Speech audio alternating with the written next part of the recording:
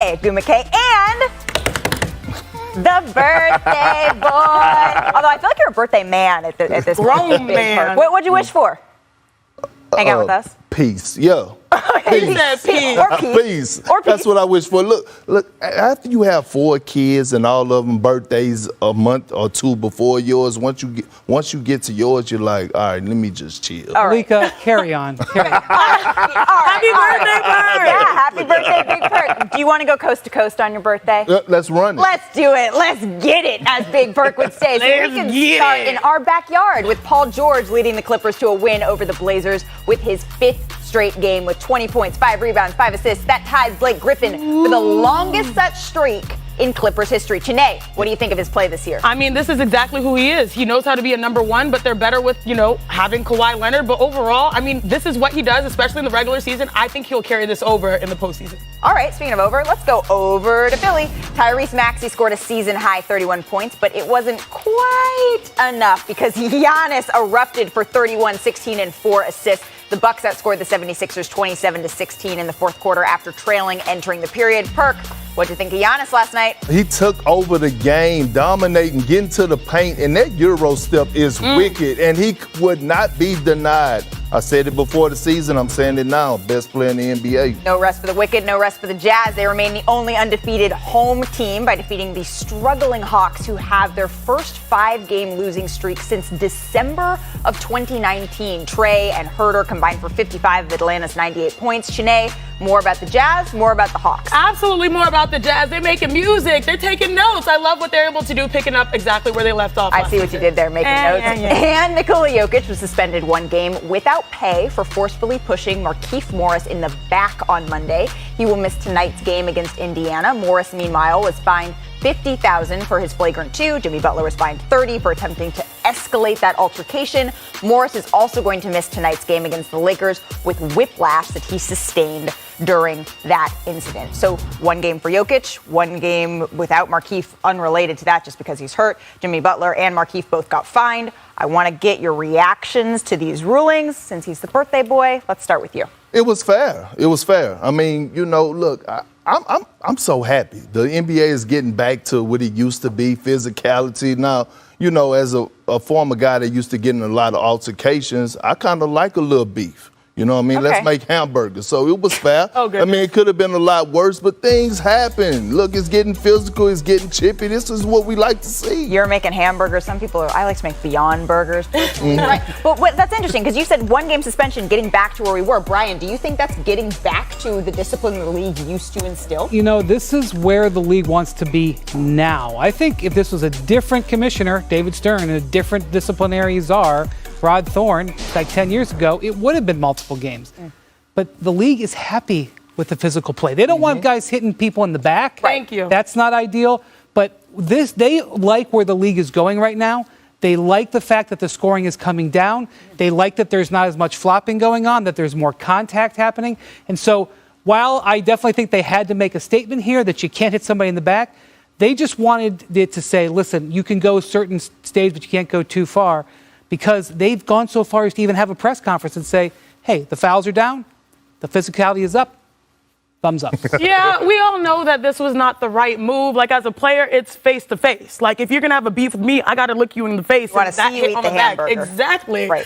But I think by the letter of the law and the letter of the book, this was the absolute right call. I mean, unnecessary excessive contact, flagrant 2, ejected, and fined. And then Jokic took a step further, and that was completely out of control. And so getting that suspension makes sense as a next step escalation of the situation. But more importantly, I mean, the picture of the Heat in the hallway afterward, I thought that was quite interesting as well. Incredible photojournalism from the Denver Post, and we talked about it, though. We talked about this elevated physicality, right? This is what the league was kind of hoping to have things shift back out when they were changing some of these rules, right, guys? So we mentioned at the top of the show, but the Blazers lost to the Clippers last night, and after the game, speaking of these rules, Damian Lillard became the latest star to voice his displeasure with these new rule changes. So take a look here.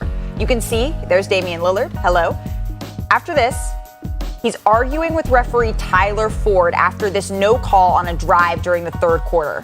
So check it out. Still chatting a little bit. Said I got hit on the arm. I really did. Look, I got hit on the arm. And then when he walked off the floor at the end of the game, Lillard was pointing at Ford, kept talking to him. Dame was asked about why he was so angry, what he was saying after the game.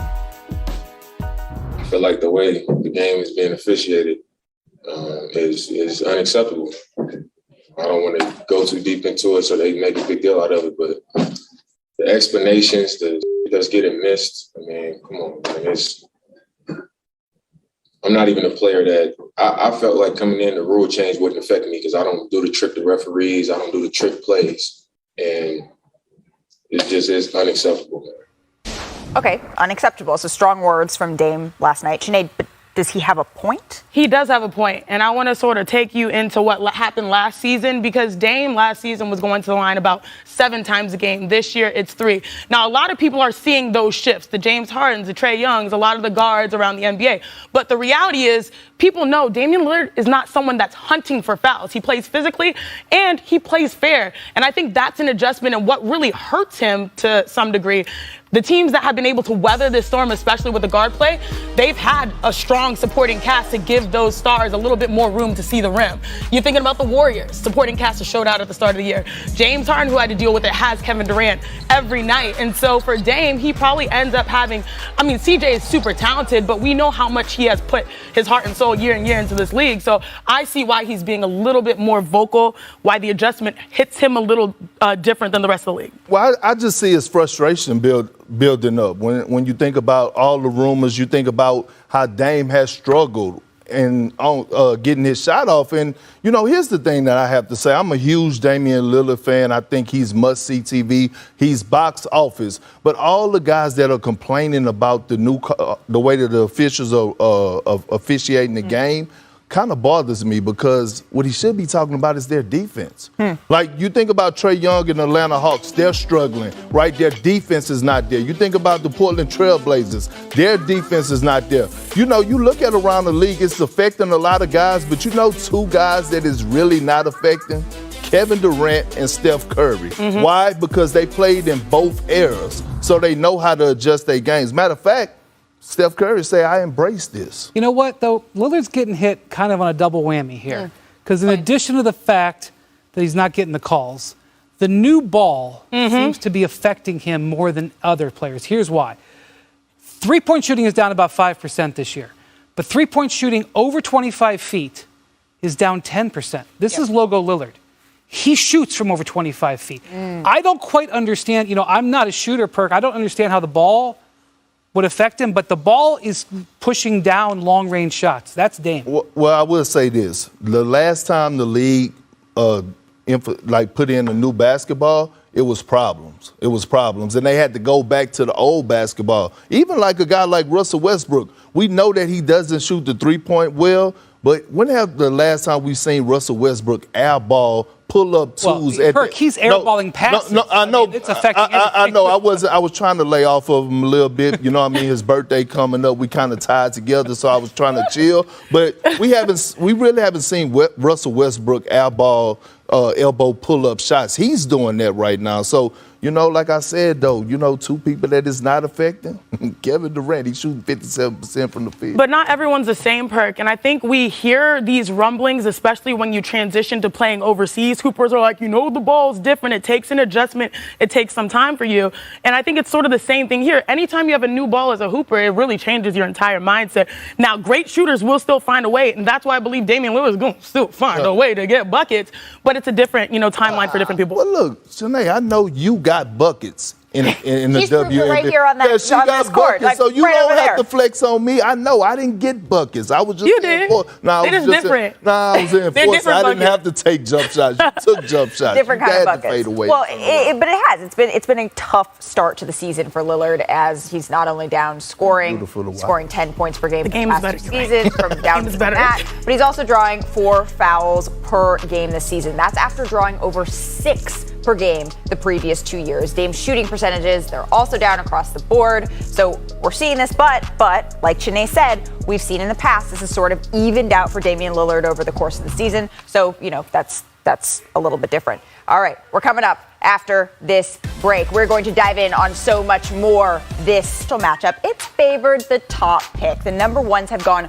42 and 28 in first meetings versus number 2s, and that includes 9 and 3 in their first 12. That's all according to Elias. So Green and Cunningham, they have been well regarded for a while now. They were the top 2 players in the 2020 ESPN 100 recruiting class. They were followed by the eventual 3rd pick, Evan Mobley, who has been balling out this season. However, it was Green who snatched the top spot that was coming out of high school. Still, it's been a little bit of a rough start for both rookies. Cunningham is shooting 23% from the floor. That's the worst through a player's first 4 games in NBA history. While Green, on the other side, the Rockets have lost 8 straight, Houston's 2nd longest losing streak of the last 20 seasons. But it's okay. You know why? Because I get to talk to my Oakland brother. I am so glad to have you in studio. Please welcome in senior NBA writer for the undefeated Mark Spears. So, Mark, Wait, this is nice. I know, right? You got a nice house. Yeah. Thank you. I appreciate you coming by. I appreciate we getting to host you. So you spent time with both Cade and Jalen leading up to their debuts. I want to start with Cade. We just saw it. He's having a little bit of a rough start. How is he managing those expectations here? Well, he's not scared of the expectations. I mean, he told me this is an opportunity. You know, he respects being number 1, and he's not dealing with the pressure. But we saw how he started. He didn't start off so well. He missed his first 8 3-pointers. But you got to remember, he didn't play until October 30th. He didn't have really a training camp. He didn't play in any preseason games. So when he played on October 30th, that was his first game, period. Right. And that's a lot. So he struggled those first 2 games. But over his last 2 games, he averaged 17.5 points, 7.5 rebounds. He made 4 3-pointers, and he's been off since Friday. So when you have that ankle injury, to have basically 4 days off before he goes to Texas for the first time, he's from Dallas, I expect a breakthrough game for him tonight. Breakthrough game from tonight. So you also, Mark, recently interviewed Jalen Green. He came into the NBA already having that G League Ignite experience under his belt. How are we seeing that experience? How are we seeing that affect him now? Well, he said he appreciated the G League, but the NBA ain't the G League. And so this has been a big boost for him. He said this is a much higher level, and I appreciated hearing his humbleness in this. I mean, look, this is a guy who John Lucas, who coaches longtime Rockets assistant, said he needs to get stronger. John Lucas has him carry a notebook around and take notes. But Jalen, he had 30 against the Celtics, but he's also had 6 of his 10 games are 10 points or less. Yep. So it's really up and down. He needs to be more consistent. He needs to get stronger. But he has an athleticism that, as GM said, exceeded Kobe Bryant when he came into the league. Wow. Kobe also had a struggling first season. Give these guys some time. I know they got the hype. I saw Melo and LeBron on their first one, and they were ready. Yeah, you were there in the building. Yeah, but I think these guys would be just fine. Let's be a little bit more patient. Especially in the hands of John Lucas. There's a fabulous story from Yeah. Tim McMahon, our friend, on the website today on ESPN.com about John Lucas University. And you can see all of Mark Spears' work on The Undefeated. Thank you so much, my friend. So, like most high school draft picks, there's so much pressure on both Cade Cunningham and Jalen Green. Their teams are struggling, winning just 1 game apiece. And here's the thing. You remember, these guys, they come in, they're the top of the top. And then they usually join a team, right, that is struggling a little bit. That's how you get the number 1 pick. So join now. By Chanae and by Perk. And I want to go big picture, though, you guys. I do, because I want to know who is a better fit long term. Is it Cade in Detroit or is it Jalen in Houston? Chanae. I would like to say, and you guys know, we know how Houston basketball goes. I would just say that Jalen in Houston makes a lot of sense just based on them being number 1 in pace, and that's how you unleash his talents, his athleticism. And Cade can honestly, and we all, us 3 right here, team, work the NBA draft. Right. Yes, And we did. we all work the NBA draft, and we saw Cade. Cade is surgical. Cade is technical. Moody. I still need my shirt, Warriors World. Yeah. But Cade is technical, surgical. He's a prototypical pro that can fit on any lineup. Jalen works in that athletic, fast-paced mindset of Houston, and Cade works, virtually on any team. So who you taking? Oh, I mean, I like to land and push into continental. I like that. When I go home. So I like the upside of Jalen, but I do think that Cade is going to be a great player on a great team as well. I do agree with you about Cade. I think when you look at his overall impact, being a complete player, 6'9", right, 6'8", 6'9", big body frame, could dish out the peel. I'm going with Jalen Green. I was high on him coming into the draft. I wouldn't have been mad at Detroit if they would have taken him number one. Here's the thing. When you look at this guy, he's athletic. He has a quick first step. He can create for himself. Obviously, he's struggling right now, which all rookies do. But I like his swagger. I like his confidence. He's a guy in the near future, I believe, that could average 20 to 25 points in his sleep because he's that electrifying. Yes, he has to put on a little weight. That will come. But I just love everything about his confidence. Absolutely. So let's take a look at the top contenders for Rookie of the Year then. According to Caesar Sportsbook, Jalen Green and Scotty Barnes have the shortest odds to win at plus 350. We're big fans of Scotty Barnes in here. Evan Mobley is right behind them at plus 375. Love Evan. Followed by Cade Cunningham at plus 475. So speaking of Rookie of the Years, speaking of them, the last two Rookie of the Years, guess we what? got action. They go head to head. We got action. We got action. We got action. They go head to head. The last two Rookie of the Years tonight. Memphis as LaMelo. The Hornets, they're coming to town. So let's count down their top plays this season. First up, take a look at LaMelo. Switch of the hands. Switcheroo. Switching the hands, switching the handles. He's switch from left to right, driving through. All right, jaw, block, alley-oop. First, the Cavs watch this. I mean, look at this. Talking about tenacity. He's on a trampoline. He's not that big. He's not that big. This is more from Jaw. That one was fun. I'm sorry. I'm going to need a cough drop after that. That was that athleticism startling. Remind you of who? Oh. You? Just kidding. Yeah, Brody. I was going to say Brody. All right.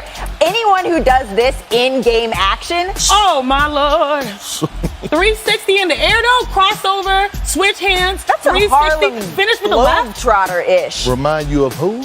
Brody. Kyrie. Oh, Kyrie there. Okay, All with right. the handles. I see what you're doing. There you go. All right, back to LaMelo. He put on a show versus the Celtics. Look at this. That's dish over anticipation. the head? Was that over his head? Yes. Take another look. Little magic And then, style. look Oh, at I this. love this one. Oh, my God, the breaks. That's a filthy step back. The breaks. Brrr, brrr. Trey Young-esque. And then, Or Steph lastly, Curry-esque. look at this. You got an arm like this, Perk? Can you do this? This perfect football pass? No. Dime piece. Swagoo probably got it. Look at that. He's like, I knew it. I knew it. All right, last up, Jaw. He lit it up. Staples Center, bright lights, and he still lit it up. Look at this. Behind the back. Oh. Snatch back, pump fake. Left with the hand. left. With the left. What? I don't understand. And then this against the Lakers, it was a no Ping look. pong. Oh, yeah. No look pass. It looks like he changed his mind on what he was going to do in midair. He was going to shoot it, and then Rondo vision. And then lastly, he just drives for this ridiculous. Like, how did that even go in? The laws of physics do not make Double sense there. pump. Yeah. So there's no question. There's no question that John Morant and LaMelo Ball have been showing out this season. But I want some big. I know Sinead doesn't do big and bold, but I want some big and bold, like your earrings. Only Sinead, with, I was about to say, only with my fits, okay? All right, Perk, I know you're the conductor of the Ja bandwagon. So toot toot. What's your prediction for him here? I'm going with John Morant. Look, anytime he has a matchup, he is ready for it, especially at his position. John Morant is locked in like no other. I talk about being the most improved. I talked about being a first-time All-Star. Yes. But he's right there in the MVP conversation. Ooh. And his leadership skills without Dylan Brooks and the way that he's been winning ball games for the Memphis Grizzlies, I got him putting on the show and winning the game tonight. Okay, so he's putting on a show. He's winning the game. He's potentially winning most improved. He's going to be an all-star this season. And then is he finishing high in voting for MVP? Is he MVP and what's it's like a multiple choice question. It's A, B, C, all the above? All of the above. All right, we're going with D, all the above. Janae, what's your bold prediction for LaMelo this season? I do like your take, all-star and all of the above. But for LaMelo, I think this team, the Hornets, are not in the play-in. They're in the playoffs. And I know a lot of people are like, oh, they're on a 5-game losing streak. What you talking about, sis? But the reality is that's largely been on the road, and it's tough to handle that early. So I think once they get back home, they'll get back in their groove. But yeah, this is a team that sort of messed around, especially rookie season, got into the play-in. I see them. You never know how things will settle with the Cavs, who are currently in the top.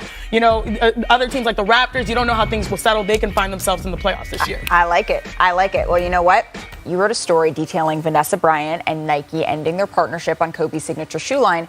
And then how coveted his models are now amongst NBA players. So this hoarding it's fascinating. What's the most interesting thing? What stands out to you? Players are used to having shoes for free, any color they want, as many as they possibly want. It is part of being in the NBA, get whatever shoes they want.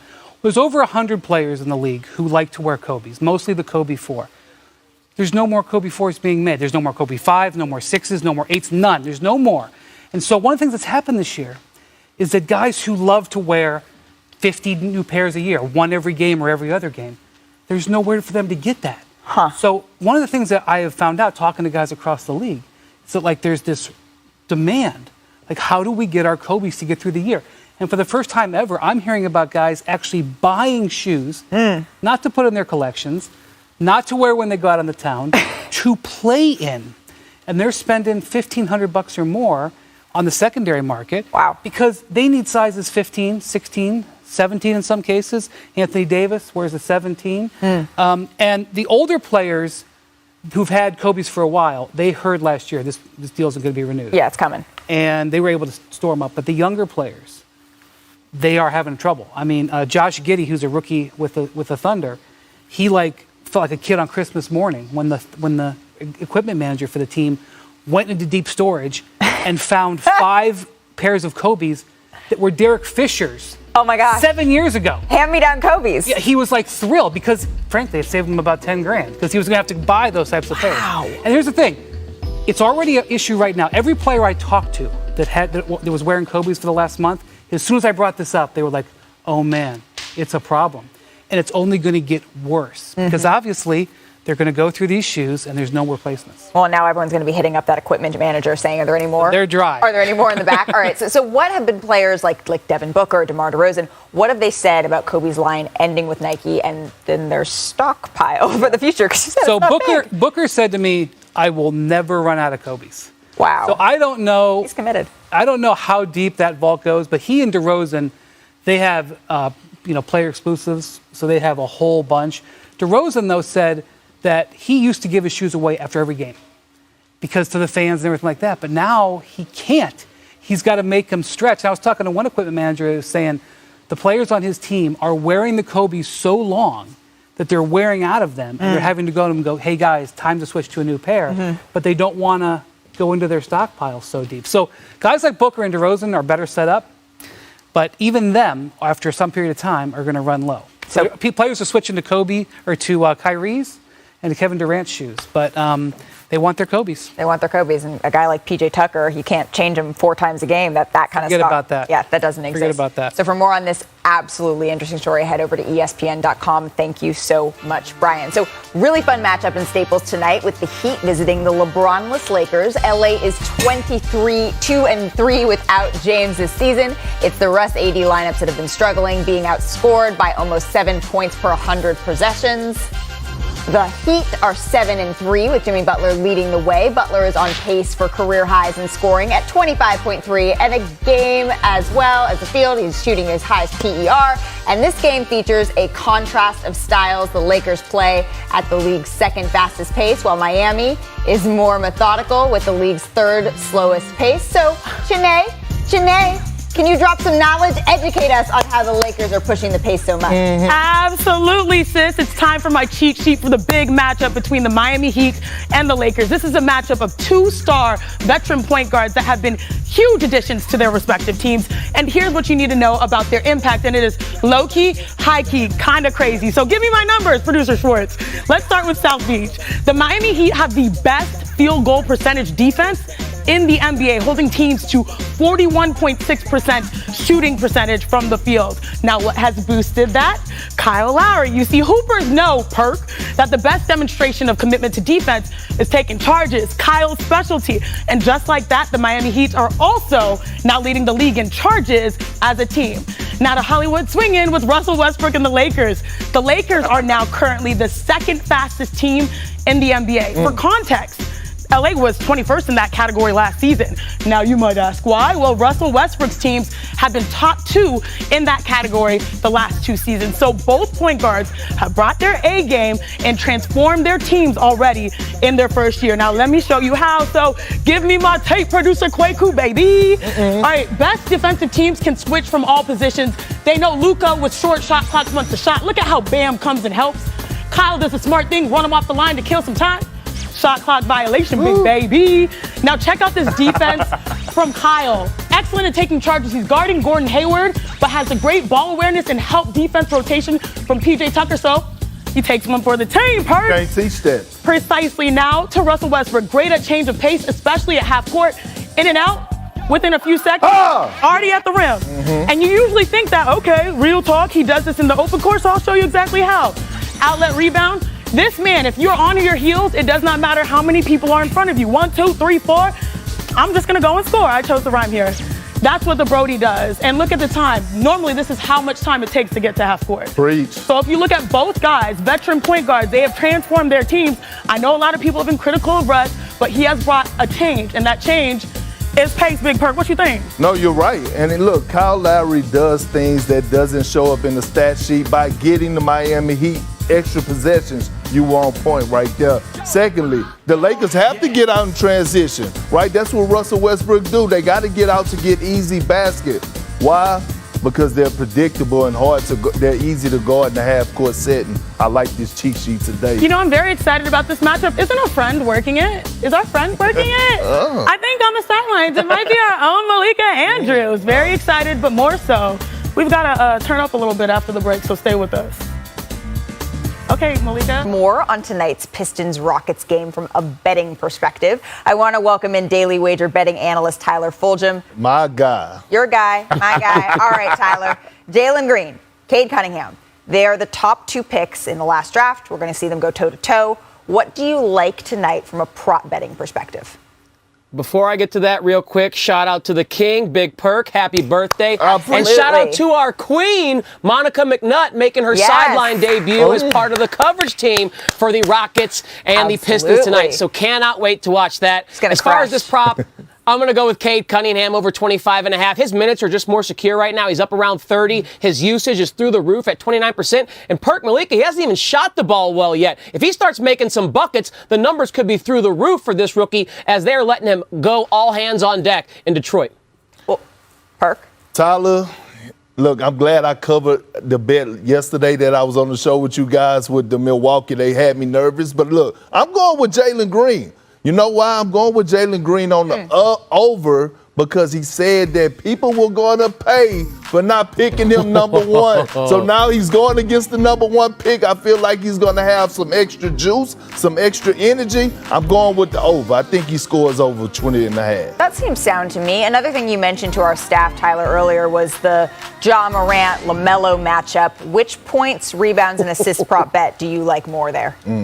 I'm going to cheat here. I'm just going to take them both going over. I mean, this is maybe the matchup I'm looking for towards most tonight. I mean, LaMelo balled out in that loss against the Lakers. Ja's taken his game to an MVP level. Both these numbers seem really low for me. LaMelo's is lower, so if you have to force me to pick one, I'll take LaMelo's. But my goodness, Charlotte's 4th in the NBA in pace, and they're 30th in defensive rating. So Ja's going to be like salt and pepper.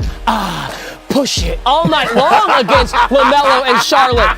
On the other side, Memphis has the 28th defensive rating, so it's not like it's a hard matchup for LaMelo as long as he stays out of foul trouble and James Borrego gives him 35, 36 minutes. I think both these guys are in for a massive point, assist, rebound type of night, and I think it's going to be fun watching them go back and forth. You know what, Tyler? I got to agree with you on that. This is why it's must-see TV, but I'm glad you came on here today on NBA, on the NBA show, dropping these bars. What was that you said about salt and pepper again? Because you know I got to use it. I got to use it. Oh, that's old school 90s. Like, no, say it. Push it. Push it. Push it. Now push it real good. Hey! All right, so lastly, the Wizards and the Cavs have both been surprising teams in the East. They play each other tonight. Tyler, which team are you backing as they push it real good? Malik, I'm going to push my chips onto the Cavaliers side. They're a home dog catching 3 points. The Cavaliers have not been favored in any game yet this season, guys. Yet they're 7-4 overall and 8-3 ATS. That's the best record against the spread of any team in the NBA. Now, they'll be without Colin Sexton, but Ricky Rubio's been balling coming off that great game against the Knicks at the Garden. I think as long as the Cavs are the underdog at home getting 3, and trust me, Washington's been a surprisingly good team too, but the Cavs have been more so. I'll take Cleveland this one as the home dog. I'm going with you on that one. I'm taking Cleveland. And the reason why is because Garland and Mobley has been a dynamic duo and a dynamic force. They have been playing phenomenal basketball, and I love the way that Garland has been the floor general. And I think when you look at the Cavs and when they're at home especially, they thrive off the fans and the energy. I'm rolling with you, Tyler. I'm going Cleveland. All right, Tyler. Well, we're going to have to see exactly how Perk's bets shake out tomorrow because we're going to hold over 500. All right, we're going to hold him accountable. Perk's a winner on his birthday. He's a winner on his birthday. You know what? He deserves that. Tyler, thank you so much for your time. We will see you pretty soon as we push it real good. Here's a look at tonight's schedule with 13 games on the docket. That's going to be coming up